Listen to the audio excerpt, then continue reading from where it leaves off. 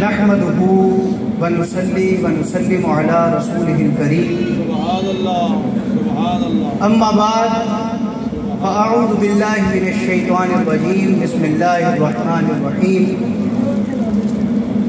क़ाल अल्लाहु सुब्हानहु व तआला फ़िल क़ुरआनिल मजीद वल फ़ुरक़ानिल हमीद। वलक़द यस्सरनल क़ुरआना लिज़्ज़िक्रि फ़हल मिन मुद्दकिर। सदक़ल्लाहुल अज़ीम। आज हम जिस अज़ीमुश्शान तक़रीब जलसा दस्तारे फजीलत और फनाफिल कुरान फजीलत शेख जिन्होंने अपनी सारी जिंदगी जो थी सिर्फ और सिर्फ एक किताब की खातिर वक्फ की, कारी अहमदीन नक्शबंदी मुजद्दिदी रहमतुल्लाह अलैह का सालाना उर्स पाक जो कि ज़ेर सदारत पीर तरीक़त रहबर शरीयत पीर सैयद तफसीर हुसैन शाह साहिब अलीपुर सैदा शरीफ और इसी तरह खतीब पाकिस्तान पीर सैयद फिदा हुसैन शाह साहिब, मेरे लिए बड़ी ही बाइस तकरीम इज्जत की बात है कि आज अल्लाह रब्बुल इज्जत ने हमें जिस जगह पे ला के खड़ा किया है, असल यहाँ पे जो मकसद है वो तकरीर करना नहीं है, सिर्फ अपनी हाजिरी लगवाना है। यकीनन जितने भी अहबाब बैठे हैं वो हर एतबार से मेरे से बेहतर हो सकते हैं। अब जिनकी वजह से मैं आज जो कुछ हूँ, किबला वालिद मोहतरम कारी मोहम्मद यूसुफ साहिब, और इससे भी अजमत वाली और फजीलत वाली बात ये है कि इसी अजीम दरसगाह से मैंने हिफ्ज़ किया और इन्हीं चटाइयों के ऊपर बैठ के हम पढ़ते थे। किसी भी तारुफ के मोहताज नहीं हैं। कारिउल कुर्रा फ़ख्रुल कुर्रा मेरे अजीम उस्ताद मोहतरम किबला कारी मोहम्मद अजमल साहिब, जिन्होंने तकरीबन अगर हाफिज़ाबाद की तारीख के अंदर देखा जाए तो बहुत सारी दरसगाहें हैं। कदीमी अगर दरसगाह का रुतबा मिला है तो सिर्फ और सिर्फ कारी अहमदीन नक्शबंदी की जो कायम करदा दरसगाह थी दारुल उलूम गौसिया हनफिया के, यानी उसका एक अहम किरदार है। अब इसी तरह यानी कुछ चीज़ें आपकी बारगाह में पेश खिदमत करूँगा। फ़ज़ाइल कुरान के बारे में चंद चीज़ें गोशे गुजार करूँगा। अल्लाह रब्बुल इज़्ज़त ने जितने भी अंबिया थे उन सबको मुख्तलिफ मोजज़ात से नवाजा। अब इस चीज़ का कोई शख्स इनकार नहीं करता कि जितने भी अंबिया थे उस दौर का जो तकाजा था, उस दौर में जिस तरह के दुश्मनाने इस्लाम थे उनको अल्लाह रब्बुल इज़्ज़त ने वो अंबिया के सरचश्मे दिखाए ताकि ये ईमान ले। अब हम अगर तारीख पढ़ें तो हमें बहुत सारे ऐसे वाक़यात मिलते हैं कि यूनुस अलैहिस्सलाम का तज़किरा मिलता है, मूसा अलैहिस्सलाम को असा का अता होना या चश्मों का फूटना, सालेह अलैहिस्सलाम को ऊँटनी अता करना, इसी तरह ईसा अलैहिस्सलाम का मुर्दों को जिंदा करना। तो ये हिस्ट्री जो है, तारीख जो है, ये भरी पड़ी मौजज़ात से। अब अगर बात आप सल्लम की जाए कि जिसने फजीलत बख्शी मुसलमानों को और पूरी दुनिया यानी पूरे आलम इस्लाम को, यानी अल्लाह रब्बुल इज़्ज़त की ज़ात के बाद बहुत सारी ज़ात ऐसी हैं जो लायक तकरीम हैं, लेकिन उनमें से भी जो मुकाम है सबसे ज़्यादा मोहम्मद सल्लल्लाहु अलैहि वसल्लम, यानी ये जो फजीलत अल्लाह रब्बुल इज़्ज़त ने आप सल्लम को दी। अब समझने वाली बात सिर्फ इतनी है कि जितने भी अंबिया थे उनको जो मोजज़ात अता किए गए वो उस खास दौर का तकाजा थे कि दुश्मनाने इस्लाम जो हैं वो इस्लाम कबूल कर लेते। अब वो जितने भी मोजज़ात थे वो हिस्सी मोजज़ात थे, यानी उनको देखा जा सकता था فیل کیا جا سکتا تھا جو اس دور کے لوگ تھے وہ ان کا مشاہدہ کر سکتے تھے۔ اب جس طرح ہی وہ جتنے بھی جن کو اللہ تعالیٰ نے ہدایت دی، جو اسلام جنہوں نے قبول کر لیا، اب اس کے بعد اگلا تقاضا یہ تھا کہ اللہ رب العزت نے نبی کریم صلی اللہ علیہ وسلم کو جو معجزہ عطا کیا وہ قرآن مجید کا معجزہ تھا۔ یعنی سیرت نبی صلی اللہ علیہ وسلم اگر پڑھی جائے تو بہت سارے ایسے معجزات ہیں جن کا تذکرہ ہمیں ملتا ہے، لیکن اللہ رب العزت نے تمام معجزات جو نبی کریم صلی اللہ علیہ وسلم کو عطا کیے ان میں سے سب سے زیادہ فضیلت حاصل تھی قرآن مجید۔ اب قبلہ اگر قاری احمد دین نقشبندی مجددی رحمۃ اللہ علیہ، اللہ تعالیٰ ان کے درجات بلند فرمائے، ان کی بات کی جائے تو انہوں نے ساری زندگی اپنی اسی کتاب کی تبلیغ کی، اسی کتاب کی جو تعلیمات تھی ان کو عام کیا۔ اب آپ صلی اللہ علیہ وسلم کی ذات کو یہ فضیلت حاصل تھی کہ اللہ رب العزت نے جتنے بھی معجزات دیے ان میں سے عظیم ترین معجزہ جو ہے وہ قرآن مجید کا تھا۔ اب یہ ایک واحد سلسلہ تھا کہ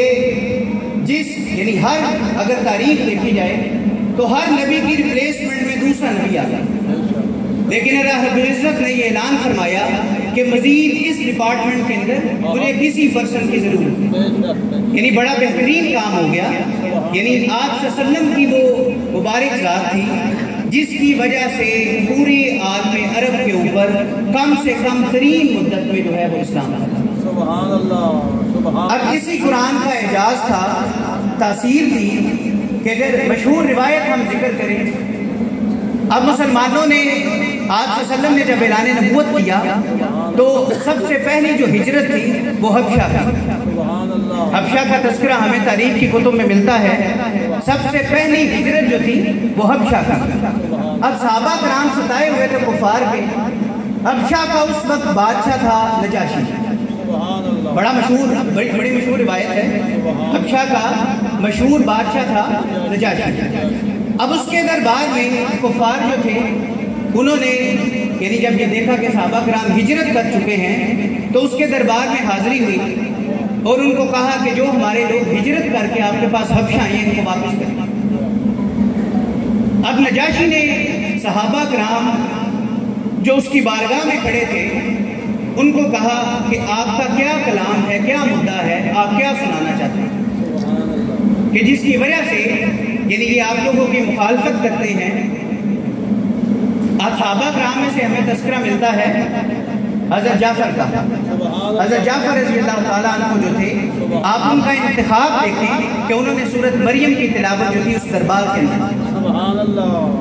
اب آپ ان کی اسٹریٹجی دیکھیں کہ اسلام کی تبلیغ کے لیے انہوں نے عظیم الشان جو اسی وقت سے جو تبلیغ کا کام شروع کر دیا۔ اب نجاشی چونکہ عیسائی تھا، عیسیٰ علیہ السلام کے فالوورز میں سے تھا،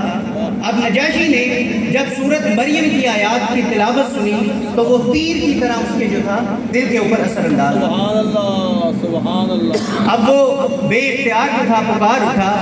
کہ یہ واقعی ہی کلام جو ہے یہ کسی عام بشر کا کلام، کوئی بشر جو ہے وہ اس قرآن کا مقابلہ نہیں کر سکتے۔ آپ پوری تاریخ یعنی اسلامی تاریخ کے اندر اگر آپ یہ چیز دیکھیں تو اللہ رب العزت نے دنیا کے تمام لوگوں کو چیلنج کیا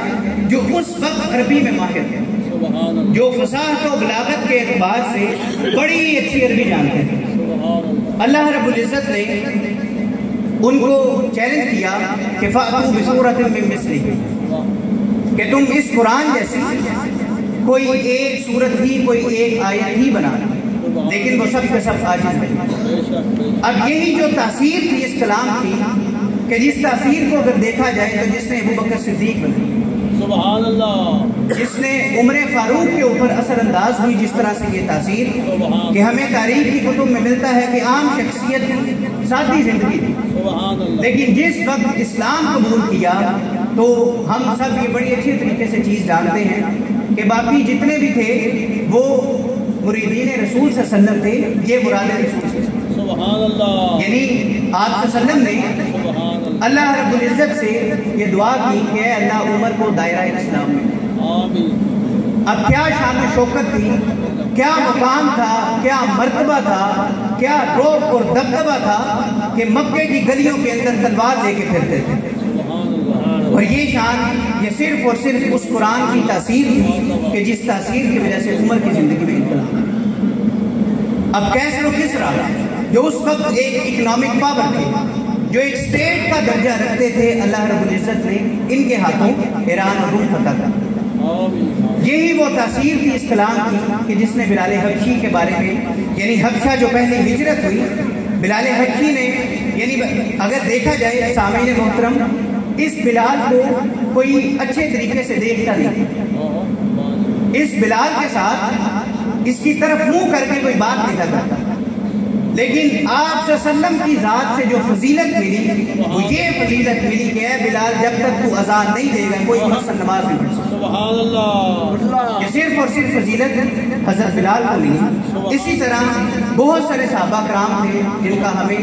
سیرت کی کتب میں تذکرہ ملتا ہے۔ اگر آج ہم اس تاثیر کو نہیں پڑھتے، اس کو احساس، یعنی جو اللہ رب العزت نے قرآن مجید میں بیان فرمایا کہ اتنی کامل کتاب ہونے کے باوجود، یعنی ہماری موجودہ پستی کا ایک واحد سبب وہ یہ ہے کہ وہ ہماری قرآن مجید سے دوری ہے۔ قرآن مجید کے ساتھ جو ہمارا ایمان ہے، سب سے بڑا تقاضا یہ ہونا چاہیے کہ ایمان کی مضبوطی کے اندر سب سے اہم کردار قرآن مجید کا۔ جس طرح قرآن جو تھا انقلاب لے کے آیا صحابہ کرام کی زندگی میں، اسی طرح جس طرح اگر دیکھا جائے تو اللہ رب العزت نے مسلمانوں کو بہت مقام کیا تھا۔ تو آج اگر ہماری موجودہ پستی کا واحد سبب ہے تو وہ صرف اور صرف ایک ہے کہ ہماری قرآن مجید سے دوری ہے۔ اسی چیز کو ڈاکٹر اقبال جو ہیں مشہور نظم جواب شکوہ میں وہ لکھتے ہیں کہ وہ معزز تھے زمانے میں مسلمان ہوں، یعنی ان کو اللہ رب العزت نے جو عزت و تکریم دی تھی وہ صرف اور صرف اس قرآن کی وجہ سے تھی۔ وہ معزز تھے زمانے میں مسلمان ہو کر اور تم خوار ہوئے تارک قرآن۔ یعنی جب تک ہم اپنے اسلاف کا تذکرہ دیکھیں، جب تک ہم اپنے صحابہ کرام کا تذکرہ دیکھیں تو اس وقت تک، خاص وقت تک اللہ رب العزت نے مسلمانوں کو بڑا مقام عطا فرمایا۔ اب یہ مقام صرف اور صرف ایک کتاب کی وجہ سے تھا، وہ کتاب تھی قرآن مجید، کہ انہوں نے قرآن مجید کو پرکھا، سمجھا، پڑھا، اس کے جتنے بھی ہر پہلو کا، یعنی سامعین محترم اس کلام کی یہ تاثیر تھی کہ عقل و تہذیب کی تائید کرنے والی کتاب ہے، کہ جتنے بھی ذکر تھے وہ ایک خاص وقت تک جو تھے قید تھے، جس طرح معجزات تھے۔ اب یہ قرآن کو اللہ رب العزت نے فضیلت دی کہ میں ہی خود اس کی حفاظت کرنے والا ہوں۔ جتنی بھی آسمانی کتابوں کا تذکرہ جیسے پہلے کیا گیا ہے تو ایک خاص وقت تک ان کا ذکر جو تھا وہ سر، بعد میں تحریف کتاب ہوگی۔ اللہ رب العزت نے اسی قرآن کے اندر ارشاد فرمایا اِنَّا نَحْنُ نَزَّلْنَا الذِّكْرَ وَإِنَّا لَهُ لَحَافِظُونَ، کہ بے شک یہ ذکر میں نے خود نازل کیا ہے اور میں خود ہی اس کی حفاظت کرنے والا ہوں۔ تو اگر ہم اپنی زندگی کے اندر صحیح معنوں میں انقلاب لے کے آنا چاہتے ہیں، اب آپ یہ دیکھیں کہ اس پاک کلام کی جو تاثیر تھی وہ آپ علیہ السلام کے اوپر کس طرح سے رونما ہوئی۔ موسیٰ علیہ السلام نے اللہ رب العزت سے سوال کیا کہ اے اللہ میں تیرا دیدار کرنا چاہتا ہوں۔ اب اللہ رب العزت نے منع کیا کہ اے موسیٰ یہ اس طرح کی ڈیمانڈ نہ کرو۔ بار بار اصرار کے اوپر اللہ رب العزت نے ایک تجلی پہاڑ کے اوپر ڈالی قرآن کی، تو پہاڑ جو تھا وہ پاش پاش ہو گیا، رزا رزا ہو گیا، یعنی جس کا تذکرہ ہمیں قرآن مجید میں ملتا ہے کہ لو انزلنا هذا القرآن على جبل لرأيته خاشعا متصدعا من خشية الله، یعنی ایک تجلی پہاڑ کے اوپر ڈالی تو اگر ہم اپنے آقا کا تذکرہ کریں کہ جن کے اوپر پورے قرآن کا نزول ہے، اب یہ ذکر جو تھی اس کو فضیلت، اس ذکر کو صرف اور صرف آپ صلی اللہ علیہ وسلم کی ذات کی وجہ سے، یعنی قرآن کی فضیلت اگر ملی ہے تو آپ صلی اللہ علیہ وسلم کی ذات کی وجہ سے۔ اب آپ صلی اللہ علیہ وسلم کی جو زندگی ہے، ہماری زندگیوں میں صرف اور صرف انقلاب، صرف اور صرف ایک طریقہ کار جو ہے جس سے آ سکتا ہے وہ قرآن مجید سے جو اپنا تعلق ہے اس کو مضبوطی کے ساتھ قائم رکھنا، جس طرح اسلاف نے رکھا، صحابہ کرام نے رکھا۔ اسی چیز کو، یعنی آپ دنیا داری جتنی مرضی حاصل کرتا جتنے مرضی بڑے انسان بن گئے، لیکن دین نام ہی آپ صلی اللہ علیہ وسلم کی ذات سے محبت ہے۔ اگر آپ صلی اللہ علیہ وسلم آپ کی ذات جو ہے آپ ان کے قدموں میں نہیں ہیں تو آپ زیرو۔ یعنی جتنی کامل اطاعت جن کی وجہ سے صحابہ کرام کو مرتبہ ملا وہ صرف اور صرف قرآن تھا۔ اسی چیز کو تو ہمیں جو اپنے معاشرے کے جو بگاڑ ہے، یعنی اقبال نے یہی موجودہ پستی کا واحد سبب جو قرار دیا وہ صرف اور صرف اس کتاب سے دوری کو ہمیں کرا کہ جب تک صحابہ کرام نے اس کو پڑھا تحقیق کی اس وقت اللہ رب العزت نے بڑا مقام اور مرتبہ عطا فرمایا۔ اب یہی آپ صلی اللہ علیہ وسلم نے،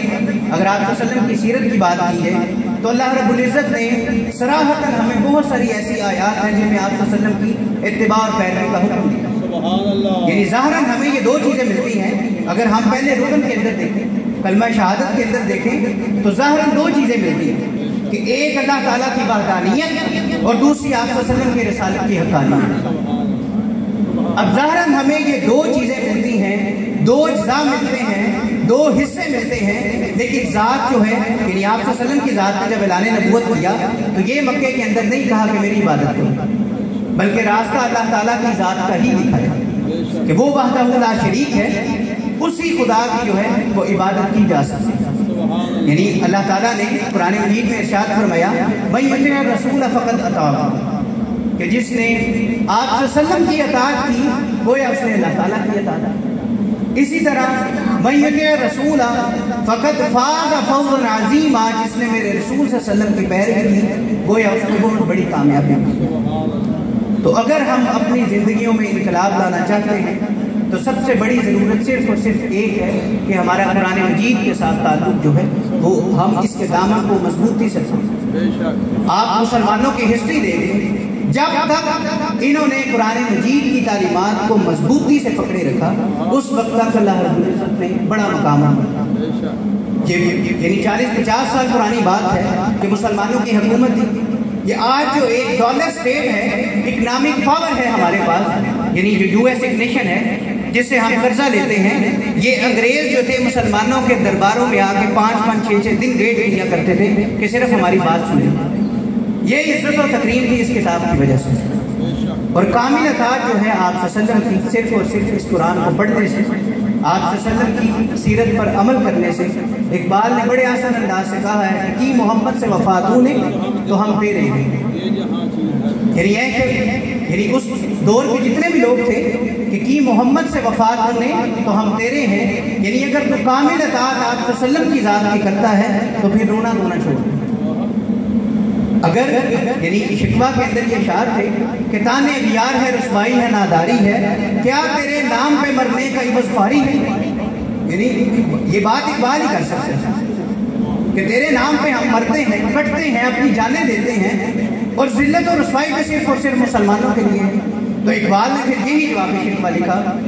کہ جی محمد سے وفات نے تو ہم تیرے ہیں، یہ جہاں چیز ہے کیا لوگ قلم تیرے۔ تو دعا ہے اللہ رب العزت، یہاں پہ مقصد جو ہے یہ چیزیں بیان کرنا نہیں تھا، صرف میں اپنی سعادت مندی سمجھتا ہوں کہ اتنے جو عظیم میرے استاد محترم بیٹھے ہوئے، باقی جتنے بھی علماء حق بیٹھے ہوئے ہیں، ان کی بارگاہ میں اللہ رب العزت جو ہے دعا ہے کہ ہمارا یہاں پہ آنا جانا اٹھنا بیٹھنا قبول و منظور فرمائے، اور ہمیں صحیح معنوں میں آپ صلی اللہ علیہ وسلم کی اطاعت، پیروی، اتباع کرنے کی توفیق عطا فرمائے، اور یہ جو عظیم مشن قبلہ قاری احمد الدین نقشبندی مجددی رحمۃ اللہ علیہ کا ہے، جس کی ترجمانی یعنی تقریباً دیکھا جائے تو کم و بیش 40 سال سے لے کر آج تک میرے استاد محترم قاری اجمل نقشبندی کرتے ہیں۔ یہ اگر دیکھنے کی چیز دیکھی جائے تو بڑی چھوٹی ساری چیز ہم کہتے ہیں کہ 40 سال عمر کا ایک حصہ ہوتا ہے کہ اس عظیم مشن کی ترجمانی جس آسان طریقے سے اس وقت تک کی جا رہی ہے، تو اللہ رب العزت دعا ہے کہ ان کو اجر عظیم عطا فرمائے، ان کا سایہ جو ہے ہمارے بڑے ہیں ہمارے سروں پر سلامت تا قیامت رکھے، اور جتنی بھی یہاں پہ چیزیں بیان کی گئی ہیں صرف ایک ہی چیز ہے کہ اللہ رب العزت سب سے پہلے مجھے خود اور ہم سب کو عمل کی توفیق عطا فرمائے۔ وما علینا۔